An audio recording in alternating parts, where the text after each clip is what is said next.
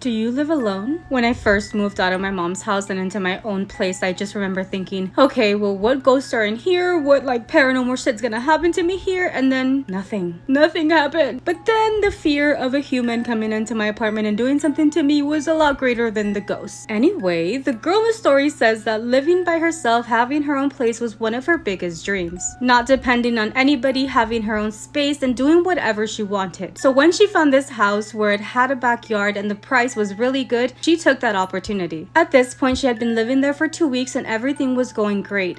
Until I can't do it. Love him, by the way. So she's been living there for 2 weeks in peace until she started having these strange dreams. So in these dreams, she would see this really old man. He wasn't doing anything to her. He was just standing from afar watching her. She couldn't make out any facial features or anything like that, but what she could tell was that his presence would make her feel very uneasy. And every night she would have these dreams with the man, she would notice that he was getting closer and closer. As the days would pass, the dream would kind of change a little bit. It wasn't just like a silhouette from afar. He was close, just too close to her. She says that the old man started to grab her by the shoulders and just like start throwing her to the ground over and over again. She would also wake up from these dreams just feeling like an intense amount of pressure on her shoulders and her chest. So one night, after having the same dream or nightmare like always, she wakes up really sweaty and her heart is pounding out of her chest. She ends up turning the light on because she noticed that her arms were really hurting her. Once she looked at her arms, she noticed that she had marks on the same spot where the old man was grabbing her in the dream. She tried to explain it off like maybe she was grabbing her own arms while she was dreaming, but she was trying to get a rational explanation as to why she would have these marks. However, in that same week, something worse happened. It was around 2 in the morning and she got awoken because she felt a sensation of the bed moving and kind of felt like there was somebody on top of her. Half asleep, she realized that the blanket that was on top of her while she slept was now being pulled slowly and slowly off of her. She explains that it felt like if somebody pulling it off of her, but slowly and very delicately. She ends up opening her eyes and looking, at the end, towards the end of the bed where they're pulling that blanket from, and the blanket was not being pulled. Everything was normal, and she was like, maybe I was just having a dream. She got comfortable. She pulled the blanket again on top of her and started to try to go to sleep, but it was in that moment where she started to feel like somebody was pulling the blanket off of her again. She stayed in shock and she couldn't move. She could only feel how that blanket was being pulled more and more away from her body until that blanket was fully like off of her and on the ground. She was just laying there thinking that there's no way that she kicked it off of her. Like somebody had to be there pulling on that blanket for it to be completely off of the bed. She explains that she took a deep breath. She kind of like leaned down on the ground to pick up that blanket, and that is when she saw him. From the foot of her bed in the darkness, she can see that somebody was peeking at her from the end, and it was him. It was the old man from her dreams. It was no longer a dream, and she said that she screamed so loud she got up and she turned on the lights. When the lights came on, she said that that old man was no longer there. Obviously that night she didn't go to sleep. She said that she sat Indian style in the middle of her bedroom with the lights on. She ends up calling her boyfriend and he does pick up and he's like, are you okay? What's going on? Because at this point it was the middle of the night. She tells him that she's okay, but that she had a really bad dream. She spent the entire night up until morning on the phone with him, just talking to him. She would not dare get off that phone, turn off that lights, or even go to sleep because she was scared. The following morning, she actually moved out of that place. She did not care. She was not going to wait around for something else to happen, but she said that she would never forget that night because it was the worst night of her life. Yeah, I would never move out again. I would go ahead and live with my mom forever. But what do you guys think?